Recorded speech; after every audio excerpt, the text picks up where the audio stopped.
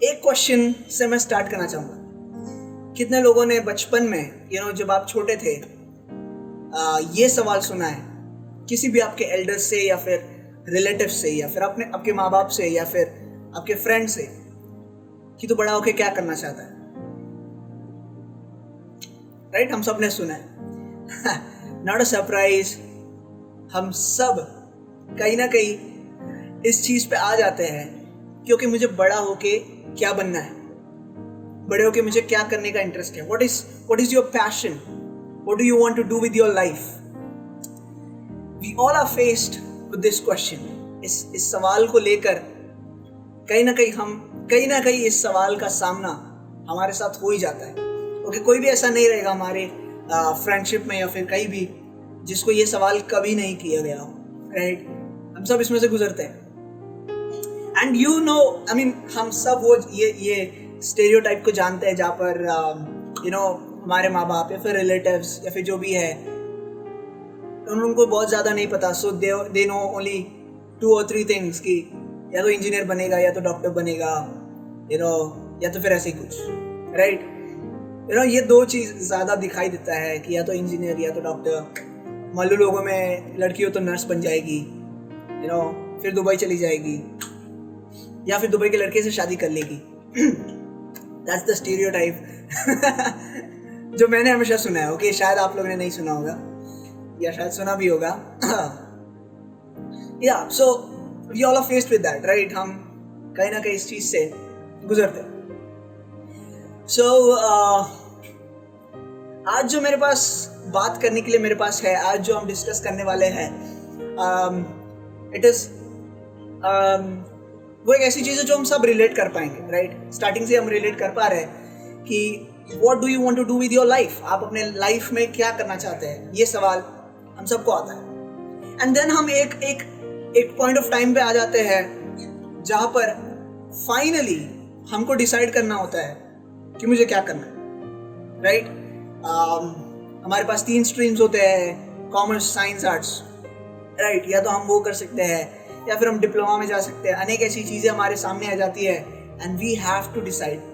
Right, हमको decide करना ही पड़ेगा। देयर इज नो ऑप्शन कि हम यहाँ से बाहर चले जाए या फिर पढ़ाई करना छोड़ दे। We can't do that. हम सबको कहीं ना कहीं पढ़ाई करना है। और क्या पढ़ाई करना है? सॉरी। राइट, सो ये चीज़ से हम सब वाकिफ है, इस सवाल से हम सब वाकिफ है।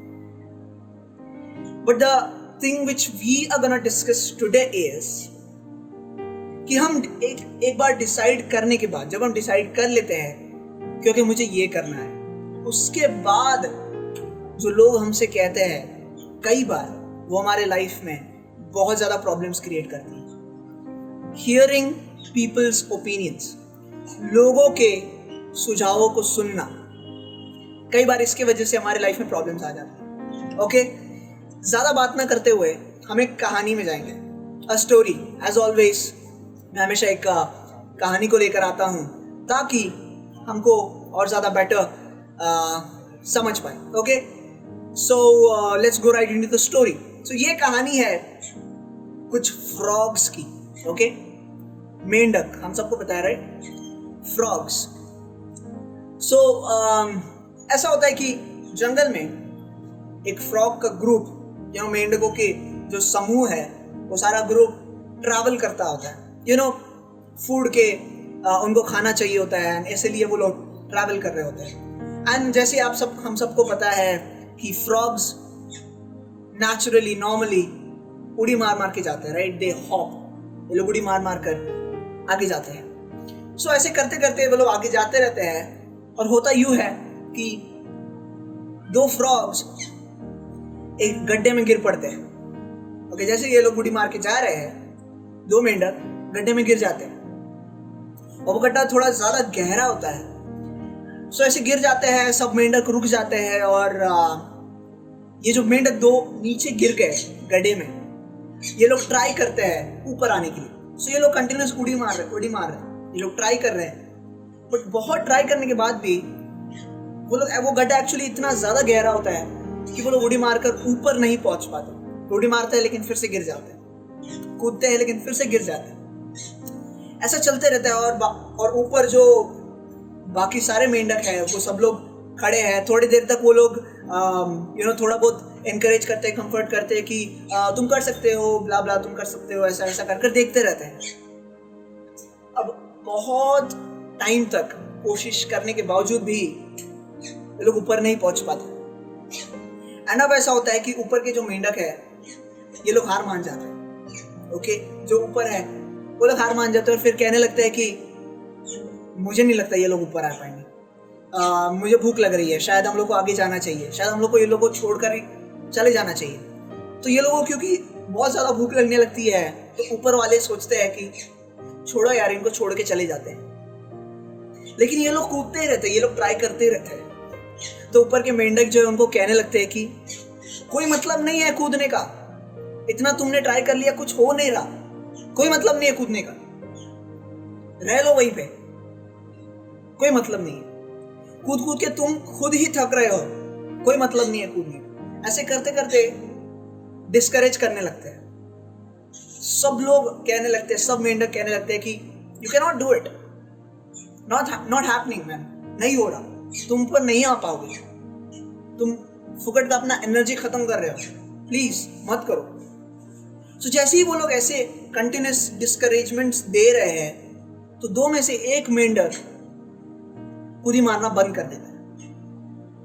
दो में से एक मेंढक कूदी मारना बंद कर देता है और वो एक्सेप्ट कर लेता है कि हाँ, नहीं हो पा रहा, मैं थक गया। लेकिन जो दूसरा मेंढक है वो कंटिन्यूस कूदी मारता ही रहता है, वो रुकता नहीं है। अब ऊपर के जो मेंढक है ये लोग सोचते हैं कि पागल है क्या ये, इसको कह रहे हैं हम लोग कि नहीं हो पा रहा, वो लोग और ज्यादा चिल्लाने लगते हैं कि नहीं होने वाला, कैनॉट डू इट, नहीं आ पा रहा तू ऊपर। करते करते बहुत टाइम तक वो मेंढक उड़ी मारता ही रहता है, लेकिन दूसरा वाला बैठा रहता है, वो थक जाता है, वो सुन लेता है, वो सोच लेता है कि नहीं होने वाला मुझसे, लेकिन दूसरा मेंढक ट्राई करते रहता है, करते रहता है। और फाइनली एक बार वो उड़ी मारता है और वो ऊपर पहुंच जाता है, वो पहुंच जाता है। और तब दूसरा मेंढक भी सोचता है ओके, मैं कर सकता हूँ, अगर वो कर सकता है तो मैं भी कर सकता हूँ। तो फिर से ये मेंढक ट्राई करता है और ट्राई करने के बाद वो ऊपर आ जाता है। कहानी यहाँ पे खत्म नहीं होती। ये जो दूसरा मेंढक है जो लास्ट में बाहर आता है, वो उस पहले मेंढक के पास जाता है और उसको पूछता है कि भाई, लोग इतना बोल रहे थे कि मत कूद, नहीं होने वाला, बिल्कुल नहीं कर सकता, तब भी तू क्यों कूद रहा था, फिर भी तू क्यों उड़ी मार रहा था? और ये सवाल जब उससे कर रहा था तो वो पहला मेंढक कोई जवाब नहीं देता, वो चुप रहता है, कोई जवाब नहीं देता। ये बहुत बार पूछता है, कोई जवाब नहीं आता। आखिर में उसको मालूम पड़ता है कि जो पहला वाला मेंढक था वो बहरा था, उसको कुछ नहीं सुन रहा था। तो पता पहला वाला मेंढक क्या बोलता है? वो कहता है कि ये लोग ऊपर से इतना ज्यादा ऐसा चिल्ला रहे थे, सब कर रहे थे, तो मुझे लगा एनकरेज कर रहे हैं, ऊपर आने के लिए कह रहे हैं, मुझे कुछ सुन नहीं रहा था, मुझे लग रहा था कि ये लोग बुला रहे हैं, इसलिए मैं ट्राई करता गया और मैं ऊपर आ गया। So sometimes you have to become deaf to people's opinions. कई बार ऐसा होता है कि हमको अपने आप को बहरा बनाना पड़ता है लोगों के सुझाव के। So I have been with a lot of youths. मैं बहुत सारे जितने भी मेरे फ्रेंड्स हैं या फिर लोग हैं जिनसे मैं बात करता हूँ, कई लोगों के लाइफ में, जिंदगी में मैंने ये पाया है कि लोग वो चीज़ नहीं कर रहे जो उनको एक्चुअली करना है। लोग वो करियर चूज नहीं कर रहे जो उनको एक्चुअली पसंद है। लोग वो जॉब पे नहीं जा रहे जो उनको असल में करना है, जो उनको असल में चाहत है। लेकिन वो लोग वो कर रहे हैं जो उनके रिलेटिव्स ने बोला कि अच्छा रहेगा, जो उनके अड़ोस पड़ोस वाले ने बोला कि अच्छा रहेगा, जो उनके फ्रेंड्स, मेरे 2-3 फ्रेंड्स, उन्होंने इंजीनियरिंग किया इसलिए मैं भी इंजीनियरिंग में चला गया। We all know that, right? हम सब उसमें से गुजरे। But what I would say is जो मैंने एक्सपीरियंस किया है और जो हम सबको करना चाहिए वो ये है कि अगर तुम्हारी चाहत कुछ है, if you have a passion, if you love something, अगर आप कोई चीज बहुत ज्यादा पसंद करते हो, whatever it may be, okay, ऐसा नहीं है कि there is only one or two career options. I'm just talking about career because that is more relatable. हम सब जवान हैं, उस उम्र में है जहाँ पर हम करियर को डिसाइड कर रहे हैं, stuff like that. So इसीलिए मैं कह रहा हूँ, ऐसा नहीं है कि 2 या 3 ही करियर पाथ्स है, राइट? बहुत सारे हैं। एंड जो भी हमारी चाहत है, जो भी हमारा पैशन है, do not let anyone, किसी के भी ओपिनियन को लेकर अपने पैशन को खत्म ना करें। I've seen many youths do that.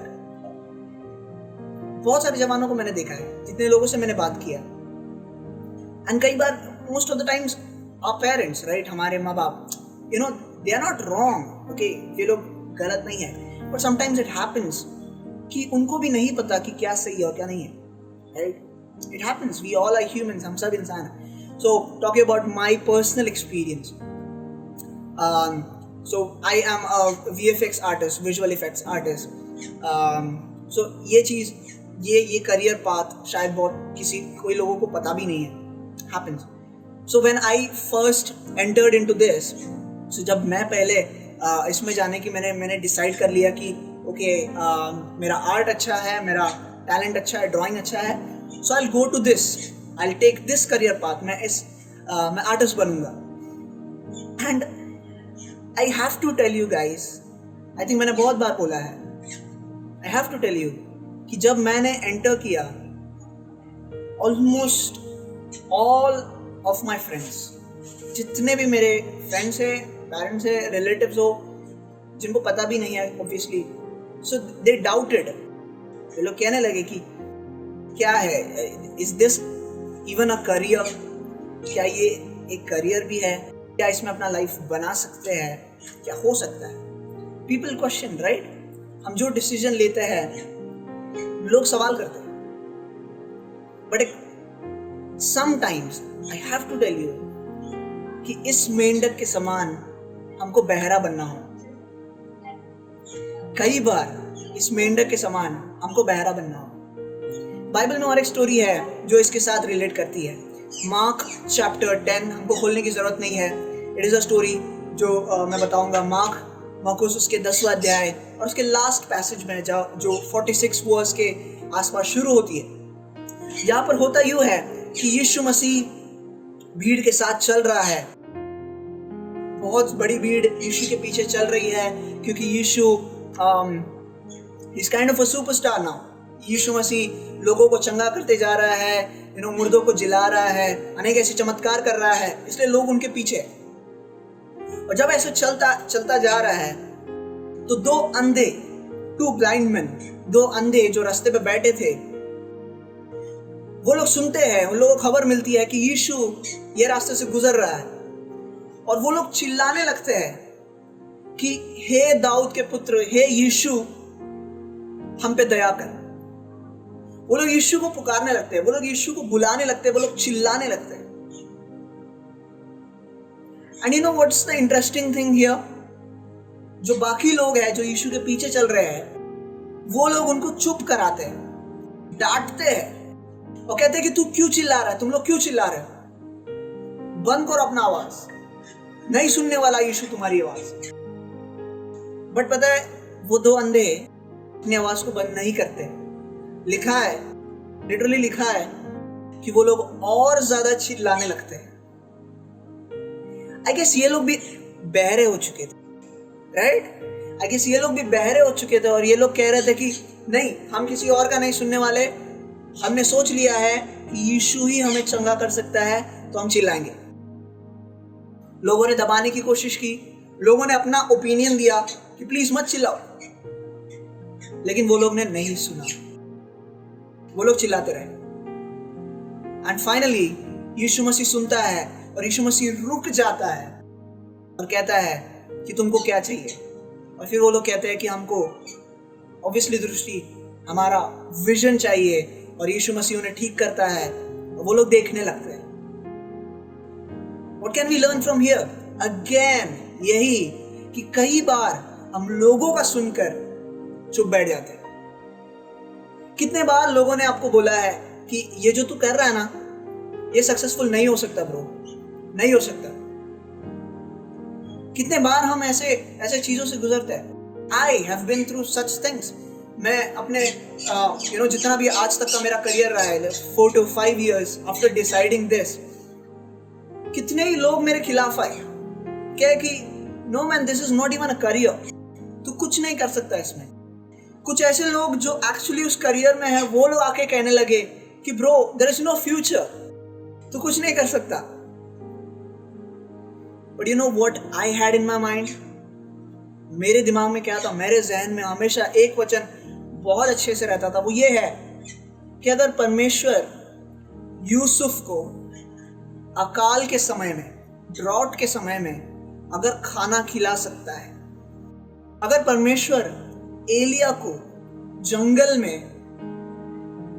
कौवे के जरिए खाना खिला सकता है, अगर परमेश्वर अपने बच्चों को पत्थर में से पानी निकाल कर पिला सकता है और स्वर्ग में से मन्ना दे सकता है, तो परमेश्वर मुझे आशीष क्यों नहीं कर सकता? कई बार हम सोचते हैं कि इस फील्ड में स्कोप नहीं है, कई बार हम सोचते हैं कि इस लोकेशन में प्रॉब्लम है, कई बार हम सोचते हैं कि अगर मैं वहां जाऊंगा तो वहां अच्छी सैलरी मिलेगी। हम कई बार सोचते हैं राइट कि अगर मैं फॉरेन जाऊंगा तो मेरा लाइफ बहुत अच्छा हो जाएगा। But we forget this thing कि God's blessing is always a blessing no matter what the location. Okay, आप यहाँ रहो तो भी परमेश्वर आपको आशीष कर सकता है, और आप बाहर देश में रहो तो भी परमेश्वर आपको आशीषित कर सकता है। लेकिन अगर परमेश्वर आपके साथ नहीं है, अगर परमेश्वर हमारे साथ नहीं है, तो यहाँ हो या दुबई हो या यूएसए हो, कहीं भी हो, you're never gonna be successful. You understand that? We youths need to understand this. हमको ये समझना बहुत ज़्यादा ज़रूरी है कि it is God who blesses us. परमेश्वर की दया है जो हमें कामयाबी दे सकती है। हमारा टैलेंट नहीं, हमारा पैसा नहीं, हमारा लोकेशन नहीं, हमारी कंपनी नहीं, हमारा बॉस नहीं, कोई इंसान नहीं, परमेश्वर हमें आशीष देने वाला है। परमेश्वर का अनुग्रह हम पे रहने वाला है। One more thing I'm remembering, एक चीज मुझे याद आ रहा है, वो है वचन में लिखा है Yusuf, we all know the story of Joseph, right? Bible में यूसुफ जब वो अमीर हुआ भी नहीं था, okay? यूसुफ की एक कहानी है, he has a journey. उसके लाइफ में जब तक वो अमीर हुआ भी नहीं था, वो एक ऐसे पार्ट में था, ऐसे सीजन में था जहां पर उसके पास कुछ नहीं था, okay? वो जेल में पड़ा हुआ था। तब भी वचन में लिखा है कि Joseph was a successful man because God was with him.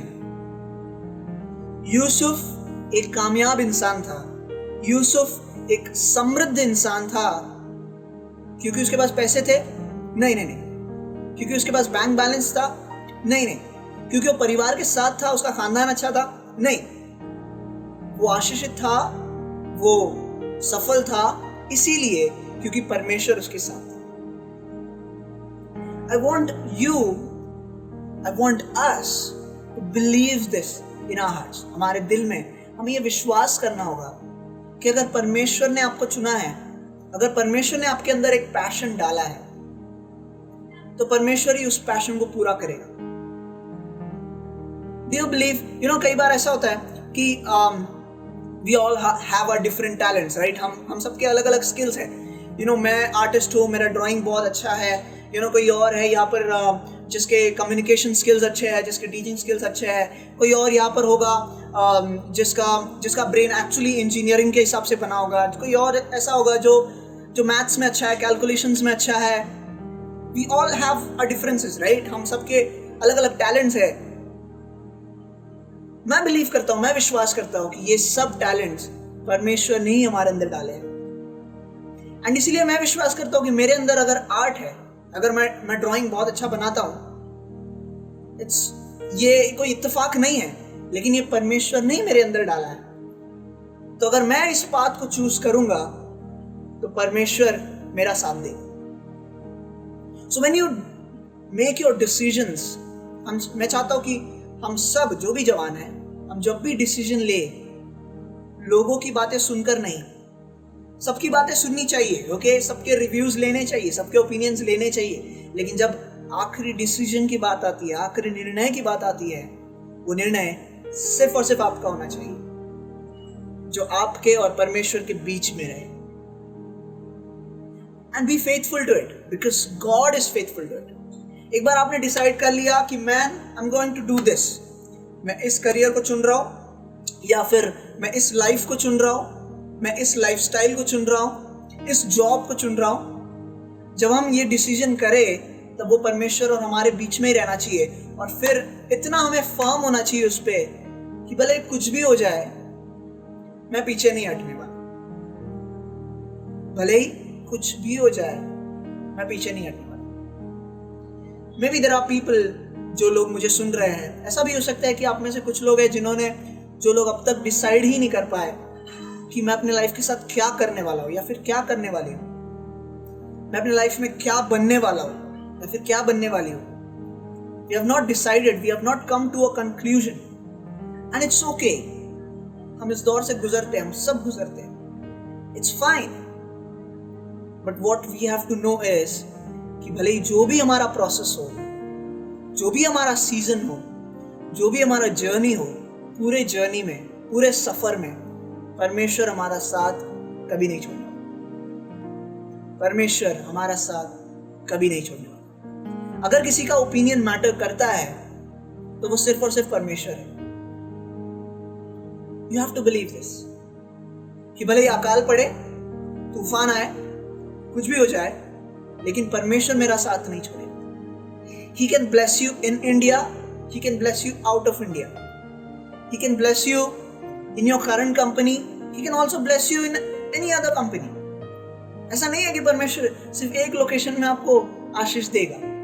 मुझे कभी कभी बेवकूफ़ी लगती है जब लोग कहते हैं कि मुझे फॉरेन जाना है, और जब मैं पूछता हूँ कि क्यों जाना है तो कहते हैं कि वहाँ पे ज़्यादा पैसे कमाते हैं। But it's not like that. Why are you going out of India? You have to have a purpose. आपके पास कुछ ना कुछ होना चाहिए, कोई डिसीजन होना चाहिए कि मैं क्यों जा रहा हूँ। आप वहां जाकर मैकडी में काम करने वाले हो और थोड़ा ज्यादा पैसे कमाने वाले हो, सिर्फ नाम के लिए आप अपने रिलेटिव्स को कॉल करके बोल सकते हो कि मैं दुबई में काम करता हूं। That's ridiculous. I've seen youths having a thought process like that. लोगों के सोच कुछ ऐसे बने हुए हैं।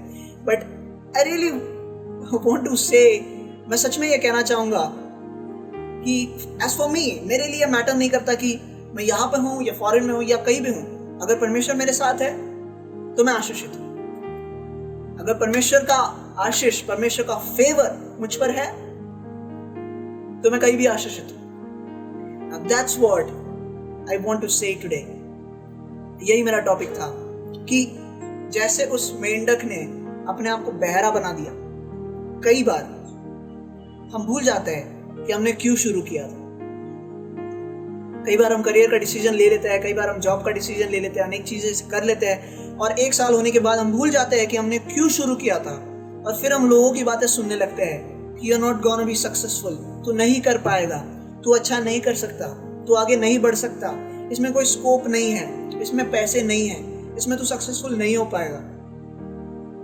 You know, all sort of discouragements. But sometimes, कई बार आपको अपने आप को बहरा बनाना होगा और सिर्फ परमेश्वर से बात करना होगा और कहना होगा कि प्रभु, I've taken this decision in front of you. मैंने ये निर्णय तेरे सामने लिया है, तू ही मुझे आगे ले जाएगा। I have a saying जो मैं कहता हूँ कि I love what I do and I do what I love. I love what I do because I do what I love. तो जब आप जो चीज़ आपको पसंद है, जिस चीज़ में आपका पैशन है, जब आप उस चीज़ को परस्यू करेंगे, जब आप उस चीज़ के पीछे जाएंगे, भले ही मुश्किलें आएंगी, लेकिन याद रखना परमेश्वर आपके साथ है, परमेश्वर मेरे साथ है। हमारे पास अपना पूरा लाइफ बचा है, सिर्फ आई थिंक 20 या 30 ईयर्स हमारा अब तक गया है। एंड आज जो भी हम निर्णय लेंगे, वो निर्णय आगे के हमारे 50 साल में शायद काम आने वाले हैं, राइट?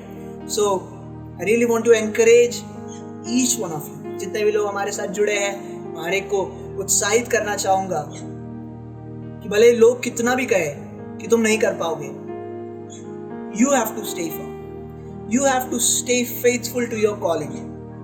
आपको निर्णय लेना है और आपके निर्णय पे आपको स्थिर रहना है, और आप देखोगे कि परमेश्वर आपको आशीषित करेगा। कोई ऐसा जगह नहीं है जहाँ पे परमेश्वर आपको आशीष नहीं कर सकता, कोई ऐसा कंपनी नहीं है जहाँ पे परमेश्वर आपको आशीष नहीं कर सकता, और कोई ऐसा लॉकडाउन का पीरियड या फिर कोई ऐसी बीमारी भी नहीं है, कोई ऐसा फाइनेंशियल क्राइसिस नहीं है जिसमें परमेश्वर आपके साथ नहीं रहेगा। It may be a season of difficulty, शायद एक छोटा सा समय होगा जहाँ पर आपको मुश्किलें फेस करनी होंगी, लेकिन आगे का पूरा अगर आप परमेश्वर के हाथ में देते हैं, He has better plans for you। याद रखना, हमारा लाइफ अगर परमेश्वर के हाथ में है तो वो सही हाथों में है। If our lives is in God's hands, then they are in the best hands। परमेश्वर से अच्छा और कोई हाथ नहीं है, परमेश्वर से अच्छा और कोई प्लान हमारे लिए कोई भी नहीं बना सकता। So I want to leave you with all of that कि हम कई बार हमें लोगों के ओपिनियन को नहीं सुनना होगा, नज़रअंदाज करना होगा और अपने कॉलिंग पे फोकस करना होगा, क्योंकि यही लोग जो आज कह रहे हैं कि तू नहीं कर पाएगा, शायद 5 साल बाद यही लोग कहेंगे तूने कर दिखाया। I'm proud of it। It happens। हमारे पेरेंट्स भी शायद बदल जाएंगे। वो लोग आज कह रहे थे कि नहीं हो सकता, लेकिन फिर शायद 5 साल बाद वो लोग कहेंगे, 10 साल बाद वो लोग कहेंगे कि I'm proud of my son, I'm proud of my daughter। You have to believe, we have to believe, because God is our only hope। आइए अपनी आंखों को बंद करें, जितने भी लोग हमारे साथ जुड़े हैं, छोटी सी प्रार्थना करें और परमेश्वर से मांगे। लॉर्ड परमेश्वर, हम तेरा धन्यवाद करते हैं सुंदर समय के लिए, धन्यवाद देते हैं जो तूने आज हमें सिखाया, धन्यवाद देते हैं प्रभु। कई बार ऐसा होता है कि हम तेरे कॉलिंग से हट जाते हैं, कई बार हम अपने पैशन को भूल जाते हैं, और कई बार हम सिर्फ लोगों की बातों को सुनकर कंफ्यूज हो जाते हैं, लोगों की बातों को सुनकर हम यहाँ वहाँ भटक जाते हैं, लोगों की बातों को सुनकर हमारा फोकस हट जाता है। लेकिन प्रभु हम प्रार्थना करते हैं कि जितने भी जवान यहाँ पे जुड़े हैं, जितने भी लोग मेरी आवाज़ को सुन रहे हैं, प्रभु यीशु हम प्रार्थना करते हैं कि तू हमारे जीवन में, हमारे निर्णयों पे स्थिर रहने के लिए तू हमें मदद कर। Help us to stand firm on our decisions, help us to focus on what we have decided. जो हमने 1 साल पहले डिसाइड किया था प्रभु, वही चीज आज भी हमारे अंदर पक्के तौर पर आगे बढ़ने के लिए तू हमें मदद कर, बिकॉज यू आर फेथफुल आबा। तू विश्वास योग्य है। भले हम ऊपर नीचे हो जाएंगे, लेकिन तू अपने वादे से कभी नहीं हटता। एंड यू से, तू कहता है कि जो योजनाएं तेरे पास है, जो योजनाएं तूने हमारे लिए बनाए हैं, वो हमारे आशीष के लिए है, वो हमें एक उज्जवल भविष्य देने के लिए है, हमें हानि पहुंचाने के लिए नहीं है। तो प्रभु हम प्रार्थना करते हैं जितने भी जवान हमारे साथ जुड़े हैं, हर एक के भविष्य को हम तेरे हाथों में सौंपते हैं। We give our lives into your hands, we give our future into your hands। और हम प्रार्थना करते हैं कि प्रभु हम लोगों की बातों को सुनकर यहाँ वहाँ ना भटके, लेकिन हम सिर्फ और सिर्फ तेरी आवाज़ को सुनकर आगे बढ़ते चले जाए, तुझसे प्रार्थना करें, तुझसे जुड़े रहे, और तेरी आवाज़ को सुनकर पवित्र आत्मा तू जैसा हमें अगुवाई करे वैसा चलने के लिए तू हमें सहायता कर। और हम प्रार्थना करते हैं कि जैसे यूसुफ कामयाब था, वैसे हम सब भी कामयाब होंगे अपने अपने एरिया में, अपने अपने फील्ड में। इसलिए नहीं कि हमारे पास टैलेंट है, बट इसलिए क्योंकि तेरा आशीष हम सबके सर पर है। थैंक यू सो मच आबा।